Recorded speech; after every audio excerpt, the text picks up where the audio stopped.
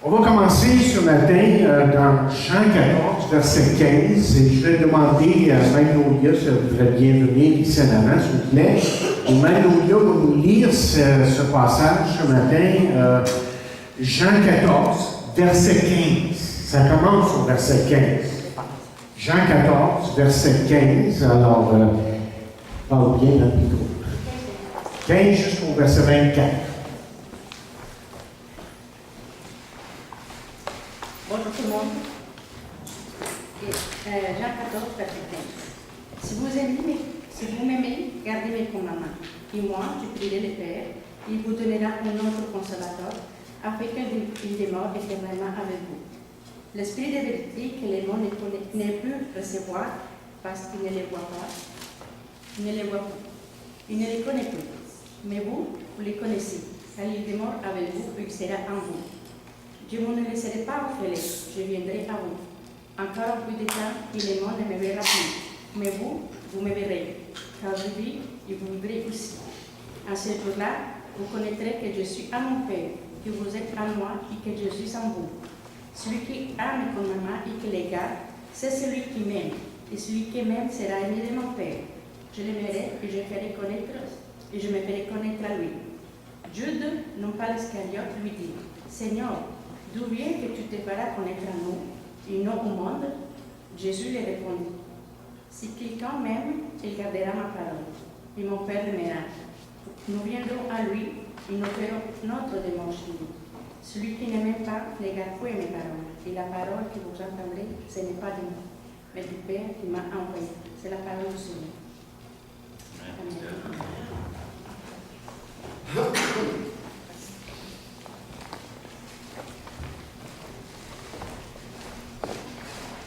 Merci beaucoup, Magnolia. Et si vous voulez, avant d'aller plus loin, nous allons nous courber dans une prière et demander à Dieu de parler dans nos cœurs à travers cette parole ce matin.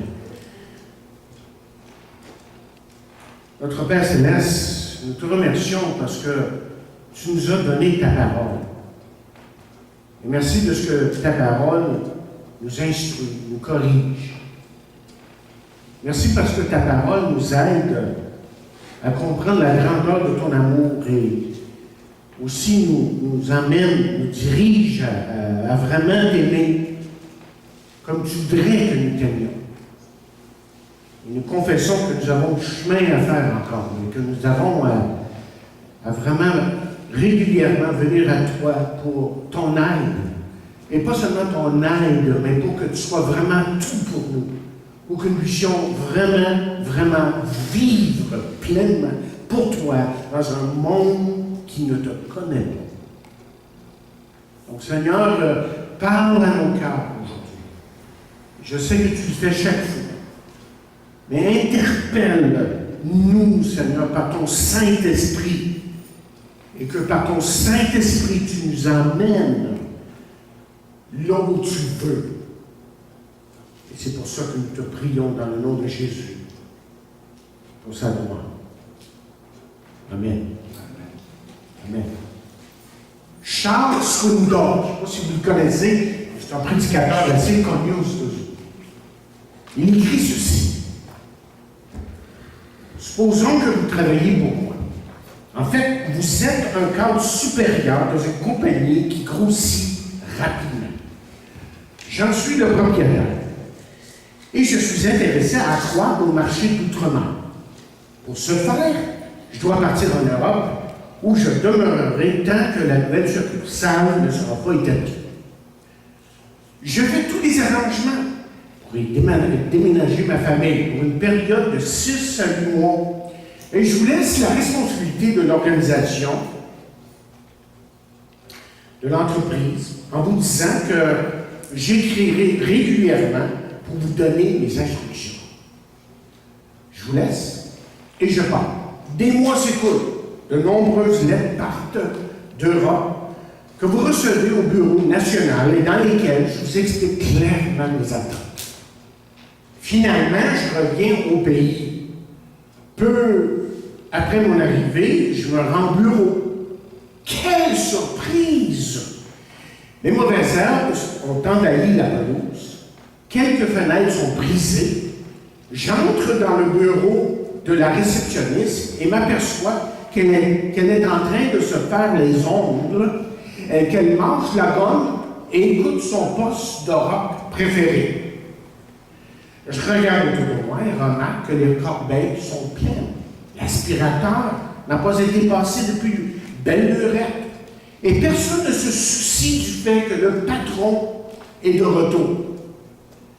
Je demande où vous êtes et quelqu'un dans le salon, bondé de personnes, monte du bout du doigt, le corridor et crie « Je crois qu'il est là-bas! » Perplexe, je me dirige vers le bout du corridor et vous accoste juste au moment où vous venez de finir une partie d'échecs avec notre directeur commercial. Je vous invite dans mon bureau, temporairement transformé en salle de télévision, pour qu'on puisse y regarder les feuilletons de l'après-midi. Veux-tu bien me dire ce qui se passe ici? Dit Charles. Mais que veux-tu dire, Charles? Bien, alors regarde-moi cet endroit. N'as-tu pas reçu mes lettres? Tes lettres? Ah ben oui, bien sûr. Je les ai toutes reçues, même que nous avons eu une étude de lettres tous les vendredis soirs depuis ton départ. Nous avons même divisé le personnel en petits groupes et discuté bon nombre de choses que tu as écrites. Certaines étaient très intéressantes. Et ça te plaira sûrement de savoir que nous avons même mémorisé quelques phrases et quelques paragraphes. Il y en a même une ou deux qui ont mémorisé une ou deux lettres au complet. Des choses pas mal intéressantes dans ces lettres. De répondre Charles, OK. Vous avez reçu mes lettres. Vous les avez étudiées, méditées, et vous en avez discuté. Et vous les avez même mémorisées. Mais qu'est-ce que vous en avez fait?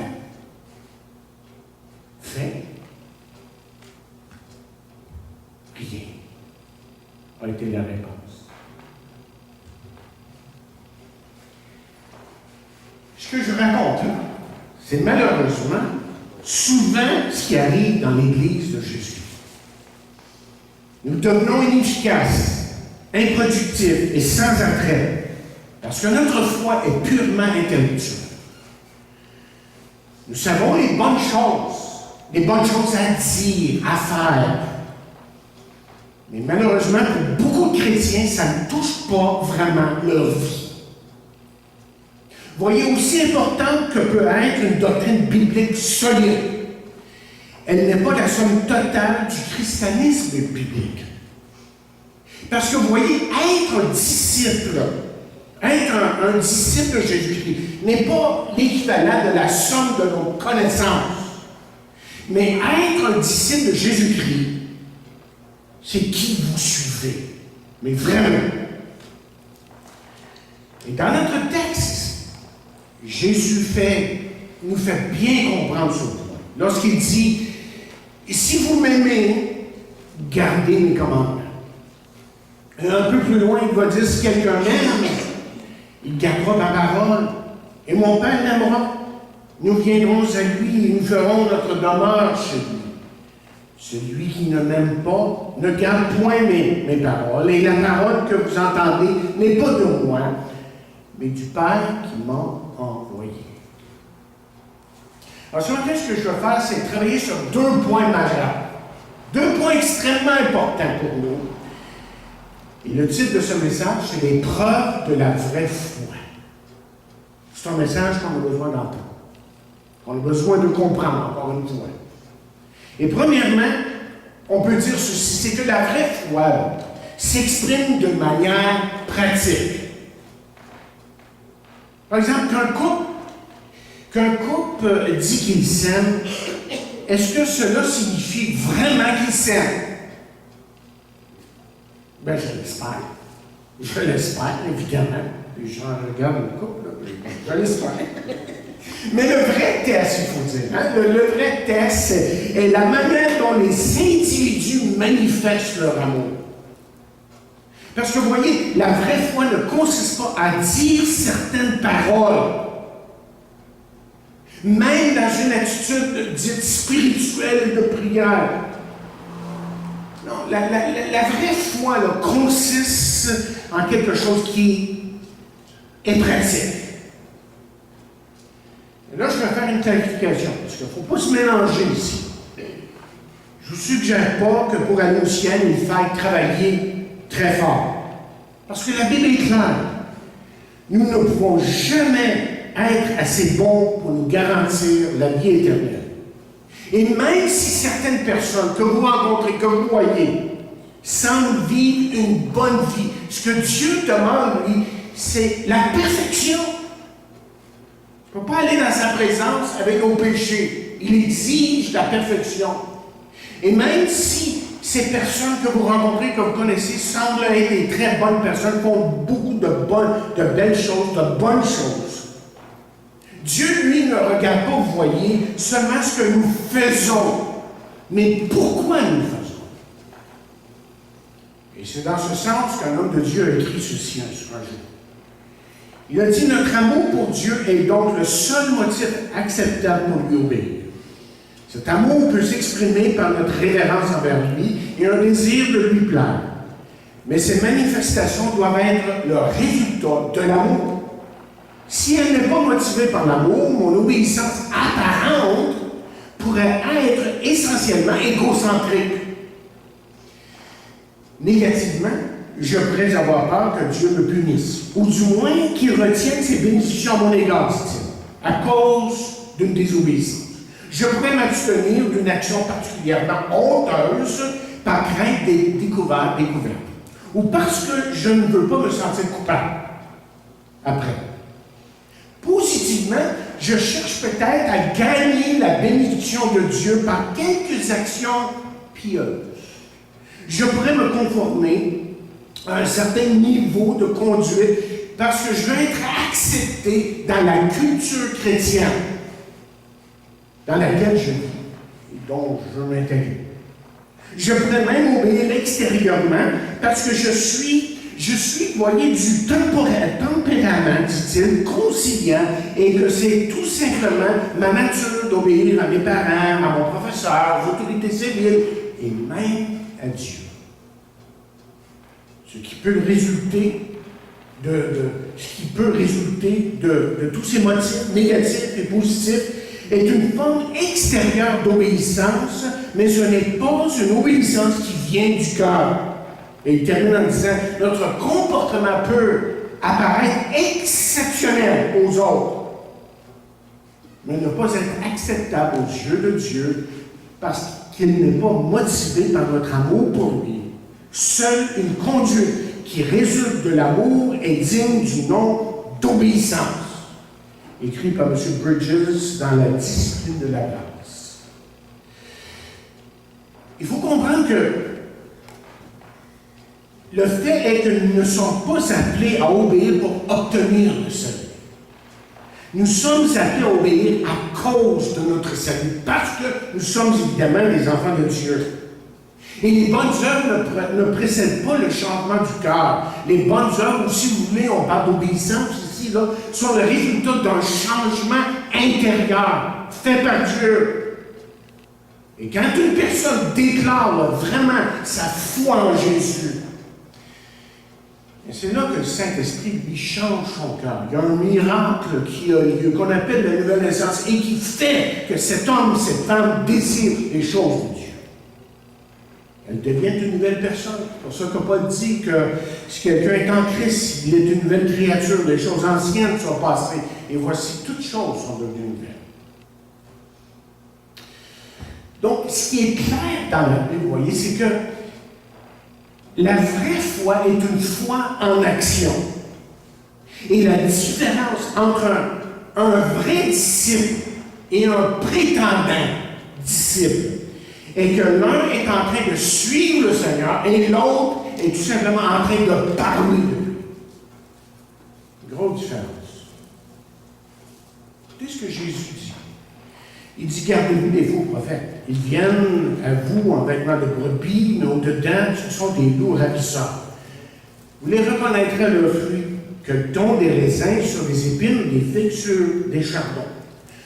Tout bon arbre porte de bons fruits, mais le mauvais arbre porte de mauvais fruits. Un bon arbre ne peut porter de mauvais fruits, ou un mauvais arbre porter de bons fruits.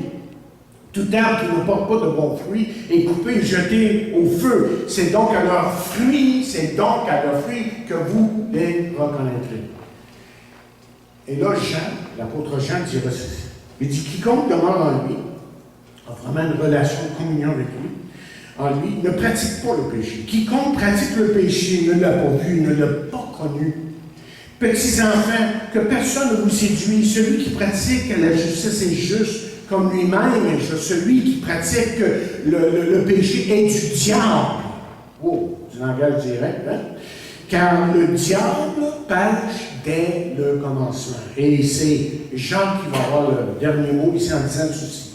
Car si quelqu'un écoute la parole et ne la met pas en pratique, il est semblable à un homme qui regarde dans un miroir son visage naturel et qui, après s'être regardé, s'en va et oublie aussitôt comment il était.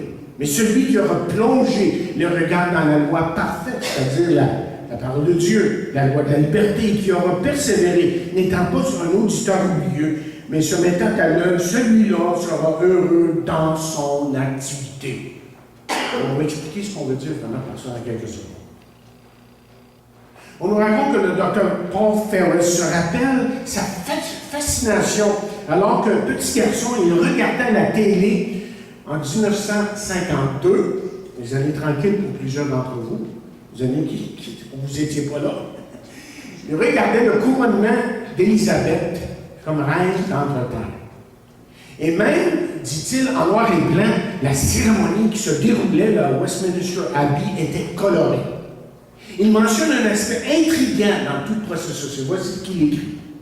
Juste avant de placer la couronne sur la tête de la nouvelle reine, l'archevêque de Canterbury demande à haute voix l'assistance assise au nord de l'estrade d'honneur. « Sire, je vous présente la reine incontestée de son royaume. Êtes-vous disposé à lui rendre hommage? » Et leur réponse fut retentissante. Il se tourna ensuite dans l'autre direction et répéta la même question. Encore une fois, la même réponse dans l'affirmative. Seulement après avoir fait la même chose dans les quatre coins, il plaça la couronne sur la tête d'Élisabeth II. Et le déploiement de la cérémonie était effectivement, dit-il, très impressionnant. Mais cette reine, même si elle règne sur tout le Royaume-Uni, n'est qu'une monarque constitutionnelle. Le Parlement peut passer toutes les lois qu'il lui plaît de passer. Elle peut refuser de signer si elle est en désaccord, mais le projet de loi devient loi quand même. Elle est, dit-il, la reine incontestée du royaume, mais de non seulement. Son règne est nominal. Et voici ce qu'il dit en terminant, dans son exposé. Il dit, n'est-ce pas comme cela avec beaucoup d'entre nous dans le royaume de Dieu? Sans hésitation, nous affirmons, Jésus-Christ est le Seigneur, le roi des rois, le roi incontesté du royaume même. Mais dans la vie de tous les jours, nous faisons nos propres lois. Et le Nouveau Testament fait référence à Jésus 618 fois. Mais nous continuons à organiser nos vies non autour de sa seigneurie, mais autour de l'autorité humaine, plus typiquement la nôtre. Fin de citation. Et je pense qu'il dirait, je pense que ce monsieur qui a écrit il y a quelque temps de ça, dirait, trop de personnes dans l'Église aujourd'hui, malheureusement, ont une foi qui est une simple apparence et pas plus. Et le vrai croyant est celui qui montre par ce qu'il fait. Et je dirais même parce qu'il dit qu'il aime Dieu vraiment. Maintenant, la deuxième chose que je veux vous dire, majeure ce matin, c'est ceci. C'est que l'obéissance est la voie qui mène à une plus grande intimité avec Dieu. Mais j'ajoute ceci. Et au plaisir de sa présence. Au plaisir de sa présence. Et Jésus fait cette promesse à ceux qui lui obéissent. Vous vous rappelez ce qu'il a dit? Mon Père l'aimera, et nous viendrons à lui, et nous ferons notre demeure chez lui. Comment dire ici, Jésus promet une nouvelle communion avec le Père pour ceux qui lui obéissent. Et comme quelqu'un dit, ceci n'est pas comme un bonbon, ça veut dire pas bonbon offert à un enfant pour l'encourager à bien se comporter. Non, parce que, voyez, cette bénédiction ici n'est que bon sens. Quand nous obéissons à Dieu, à sa parole, bien, nous ouvrons évidemment la porte aux bénédictions qui viennent de Dieu. Et quand nous désobéissons, nous lui fermons la porte. Carrément. Simplement. Un autre homme de Dieu a écrit ceci. Vous ne pouvez pas briser les lois de Dieu, c'est vous-même que vous brisez, comme les vagues contre des rochers. Autant essayer d'attaquer Gibraltar avec un pistolet à comprimer que d'aller à l'encontre des lois de Dieu. Ça ne marche pas. Si vous sautez du haut d'un gratte-ciel, vous ne brisez pas la loi de la gravité. Vous brisez le cou, mais pas la loi de la gravité. Fin de citation. Encore là. Je sais pas, on a de chance. En préparant ce message, j'ai eu beaucoup de fun. Parce que j'avais des lectures que je faisais, là, ici et là, dans les revues. Ça concordait. Si tu veux que je fasse, ça concordait sur le thème. Donc, je me suis dit, Seigneur, ça va servir sûrement ce message que tu m'as donné. Et je pense qu'on peut dire aussi que vous avez tous fait l'expérience dans votre vie de ceci. J'en suis sûr. Il y a quelque chose, par exemple, que vous savez que Dieu veut que vous fassiez. Hein? Mais c'est inopportun. Il y a différentes raisons qui font que vous hésitez, que vous ne le faites pas. C'est inopportun ou difficile. Ou vous ne voulez pas le faire tout simplement. Et là, qu'est-ce qui arrive? Si vraiment vous êtes un enfant de Dieu, si vous lui appartenez, il y a un combat intérieur qui s'engage en vous, évidemment. Mais finalement, vous décidez de faire ce que Dieu veut par amour pour lui, tout simplement. Comment vous sentez-vous une fois la tâche accomplie? Je vais vous dire comment vous vous sentez. Vous vous sentez incroyablement bien, près du Père et content, évidemment, d'avoir fait le bien. Et ce principe, évidemment, s'applique ici. Chaque fois que nous désobéissons, nous nous coupons de d'une vraie communion avec le Seigneur. Et on érige, je parlais de porte tantôt, mais là on érige une barrière. Et cette barrière, vous voyez, fait obstacle à la chaleur de son amour, à la jouissance de sa personne. On n'a plus d'agrément de nous approcher de Dieu, tout simplement. Vous voyez, le but de l'obéissance, quand on parle d'obéissance, et qu'on dit qu'on veut obéir au Seigneur, c'est pas juste pour acquérir des bénédictions matérielles, mais c'est beaucoup plus que ça. Le but de l'obéissance est une plus grande intimité avec le Père. Et ça, c'est, je dirais, une bien meilleure motivation qu'un camion plein, qu'un camion, qu'une vanne, qu'un truck. On dit ça, la vanne, okay. Des choses matérielles. Petit camion, hein? On dit un petit camion, le chien que tu as, c'est ça. Même si ça serait plein de choses dans ça, là, mais ça ne se compare pas à ce qu'on vit avec Dieu, comme on dit. On raconte l'histoire d'un homme riche qui a perdu sa femme alors que son enfant était très jeune. Il engagea une femme pour s'occuper de l'enfant qui mourut avant d'atteindre l'adolescence. Le cœur brisé par cette seconde perte dans sa vie, le père mourut pas longtemps après. Et on ne put trouver aucun testament Et comme il n'y avait pas de parenté, il semblait bien que l'État allait hériter sa fortune. Ses affaires personnelles, on pourrait dire aussi, incluant son manoir et tout ça, mais ça a tout été mis en vente. Mais là, la vieille dame, qui avait très peu d'argent, avait une chose qu'elle désirait par-dessus toute autre chose. Un portrait accroché à un mur, le portrait du garçon qu'elle avait aimé et dont elle s'était occupée pendant quelques années. Quand les articles furent vendus, personne d'autre n'a voulu le portrait. Alors, elle l'a acheté pour quelques sous. Elle l'apporta chez elle et a commencé à le nettoyer et à en polir la vitre. Et comme elle démontait, je veux dire, le cadre, un papier est tombé par terre.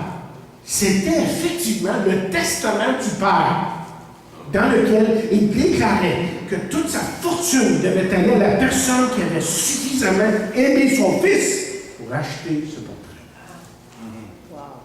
Vous me voyez venir, hein? Celui, autrement dit, qui manifeste de l'amour envers le Fils, celui qui manifeste de l'amour envers le Fils est celui qui reçoit l'héritage.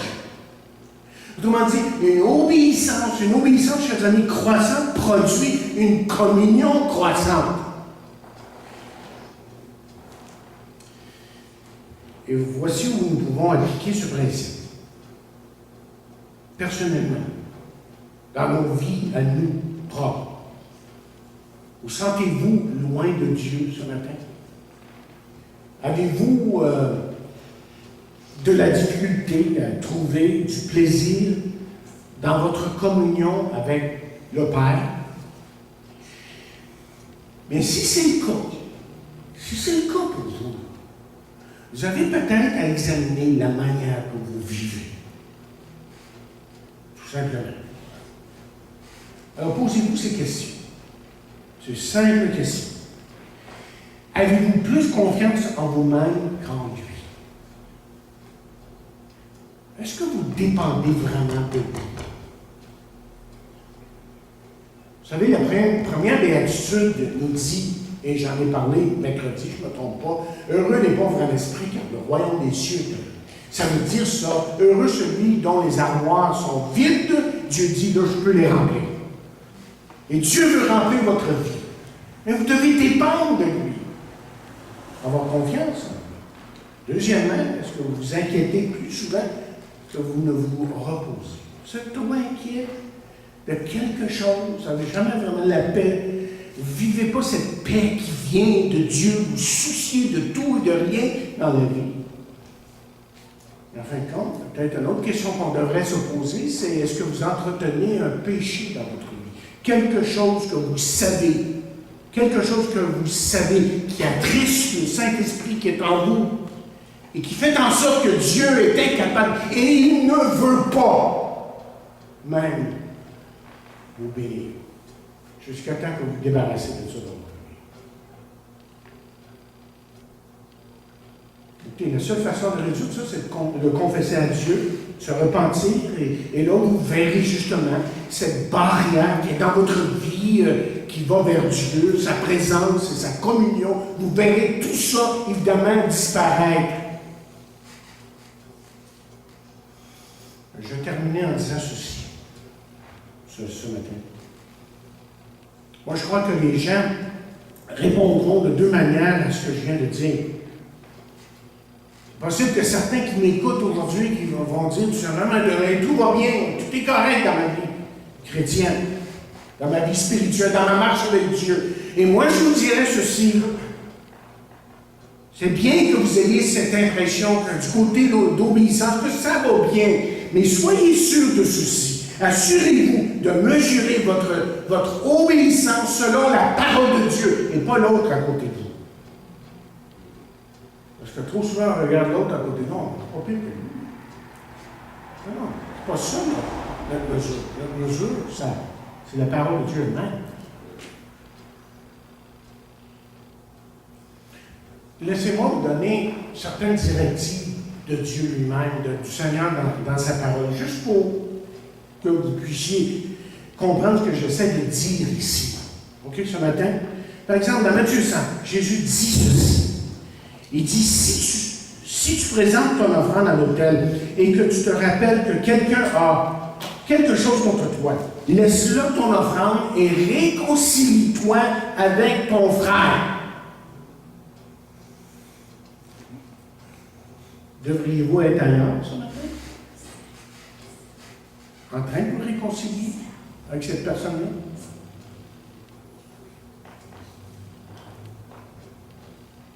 Paul dit ceci, il dit, soyez bons les uns envers les autres, compatissants, pardonnant réciproquement, comme Dieu vous a pardonné en Christ. Est-ce que vous craignez de l'amertume dans votre cœur?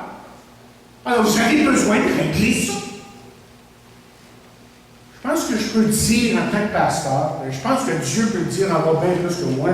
On est tanné de voir des gens, des fois, qui ont de l'amertume dans leur cœur, qui traînent de l'amertume. Et ça fait mal à leur vie spirituelle, mais ça fait mal à d'autres, même à leur Église. À la nôtre. Juste pour citer un petit peu ce que Jasmine dit tantôt, il y a un verset qui dit ceci, aime le Seigneur ton Dieu de tout ton cœur, de toute ton âme, de toute ta pensée. Il y a des parties dans votre vie que vous gardez de Dieu. Vous pensez vraiment que vous pouvez garder quelque chose de Dieu. Mais lui, il connaît tout, il sait tout. Il sait exactement ce qui se passe dans votre vie. Il connaît vos combats, il connaît vos péchés. Et à travers tout ça, il vous offre sa grâce, son pardon.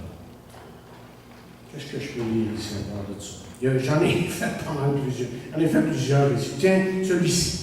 Celui qui sème peu moissonnera peu. Et celui qui sème abondamment moissonnera abondamment. Chacun donne comme il a résolu, que chacun donne comme il a résolu dans son cœur, sans tristesse ni contrainte, car Dieu aime celui qui donne avec joie. Moi, la question qui m'est venue là, en préparant ce message, en lisant ce verset, c'est êtes-vous avare avec Dieu? Êtes-vous avare? C'est Séraphin qui est comme là. Vous connaissez le personnage? Hein? Séraphin. C'est un personnage. Je pense que des fois, il y a des séraphins dans l'Église.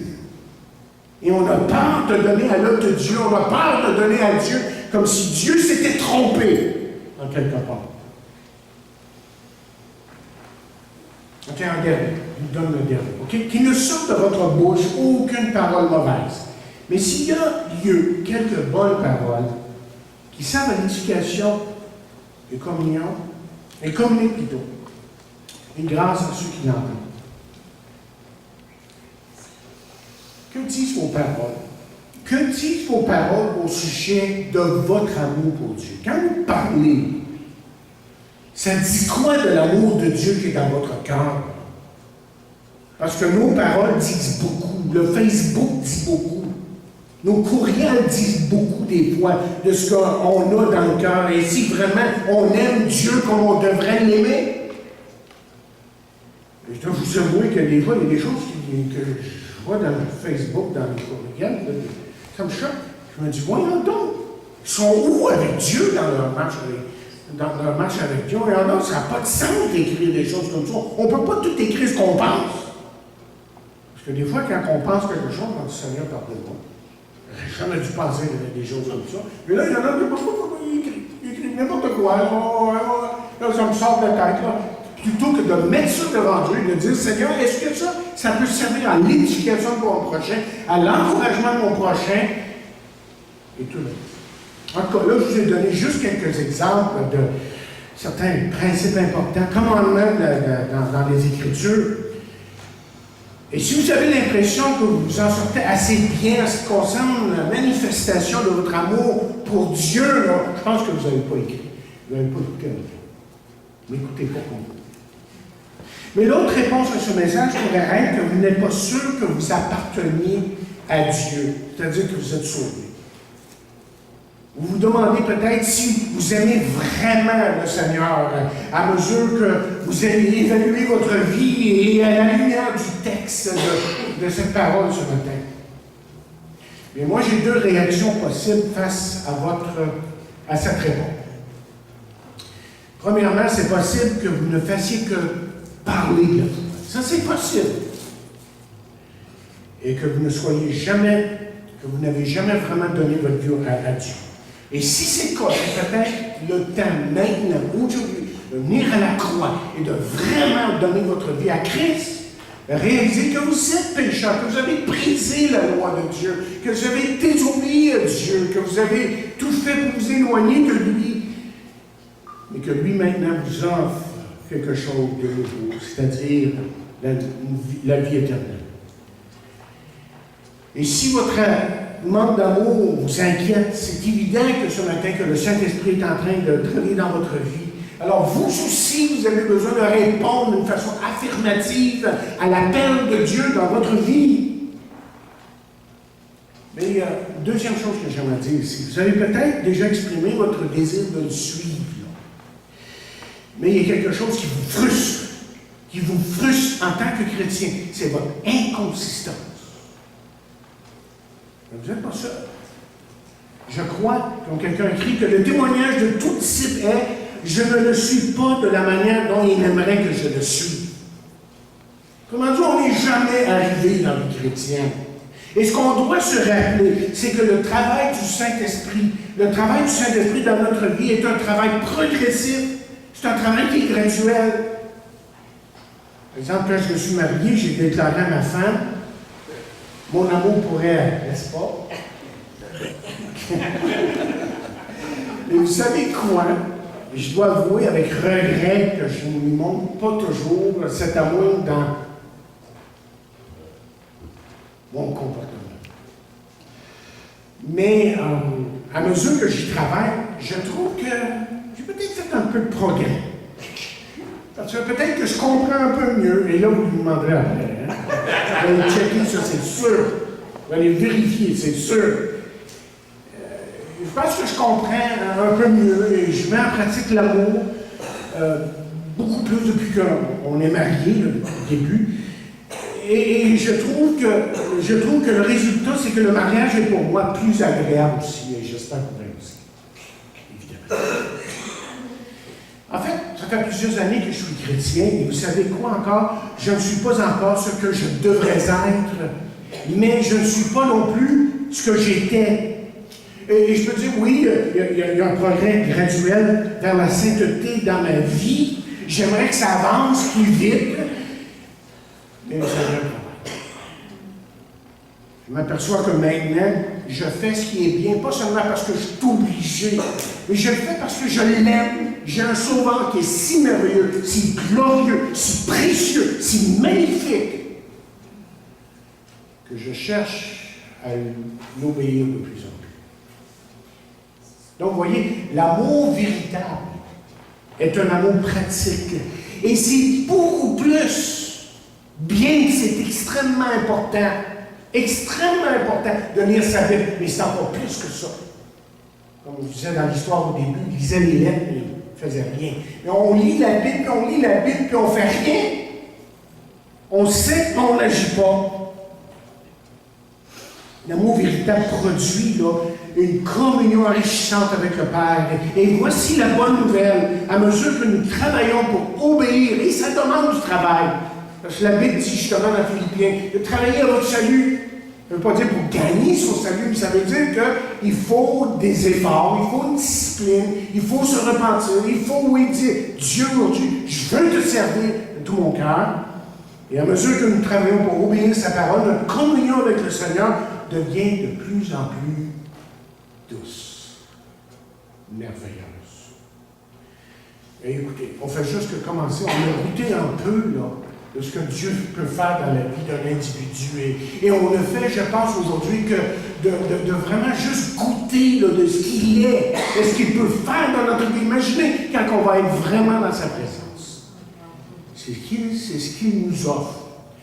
Mais de commencer maintenant, et ensuite d'aller vers lui dans l'éternité, soit que, évidemment, on passe par un décès, là, on attend qu'il nous amène à lui, ou qu'il revienne chercher son Église et qu'on fasse partie de cette merveilleuse ce merveilleux événement qui va, je pense, bouleverser bien les gens. On s'en va vers lui. Et ça vaut la peine de marcher avec lui aujourd'hui. Prions. Seigneur, mets cette parole dans le cœur de tous et chacun. Parce que nous voulons justement apprendre à t'aimer de plus en plus aujourd'hui. Merci de ce que tu continues ce travail, malgré nos manquements et malgré ce que nous sommes à certains moments. Mais nous voulons dire que nous venons à toi et nous voulons confesser tous ces péchés, les remettre au pied de ta croix et réaliser encore une fois que tout ce que tu as accompli était parfait. Et tout ce dont nous avions besoin. Donc bénis ton peuple ce matin. Je le prie dans le nom de Jésus. Amen.